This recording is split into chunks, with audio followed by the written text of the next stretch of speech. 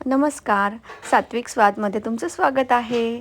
आज आपण बघूया रताळ्याची मस्तच एक स्वीट डिश। महाशिवरात्री स्पेशल आपण गोड रताळ्याचे काप बनवूया, ते पण गुळापासनं।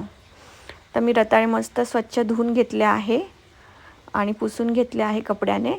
आता मी त्याचे कवर काढते आहे। एकदम छान क्लीन करून घ्यायचे सगळे रताळे आणि चाकूने मस्त असे पातळ गोल गोल काप करायचे आहे, चिप्स सारखे। तर माझे रताळे सगळे कट करून झाले आहे। कढईमध्ये आता तूप टाकायचं आहे।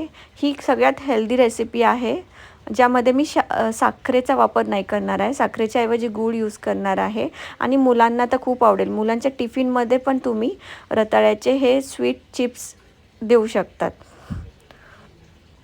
एकदम छान ज्युसी लागतात। आता मी तूप टाकलं आहे कढईमध्ये आणि तुपामध्ये हे रताळ्याचे काप टाकून थोडंसं परतून घेते आहे आणि आता झाकण ठेवून मस्त याला वाफून द्यायचं आहे। एक वाफ झाली आहे, परत चेक करते, मी थोडंसं परतून घेते, किती शिजलं आहे एकदा बघून घ्यायचं आणि परत मी झाकण ठेवलं आहे।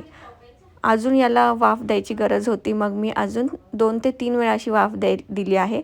आता यामध्ये गूळ टाकायचा आहे। तर मी बारीक चिरून ठेवलेला गूळ आहे, 1 वाटी गूळ टाकला आहे। तुम्हाला जसं गोड लागेल तसं टाका गूळ। आता गूळ छान मिक्स करून घेतला आहे त्यामध्ये आणि मस्त परत एकदा वाफ देऊन घेतली आहे।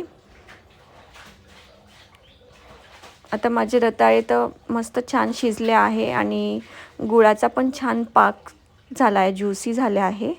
आता हे मस्त मी एका बाउलमध्ये काढले आहे। रताळ्याचे मस्त यम्मी मुलांना आवडणारे असे हेल्दी रताळ्याची स्वीट डिश रेडी आहे। खूपच टेस्टी आहे। Like and subscribe my channel.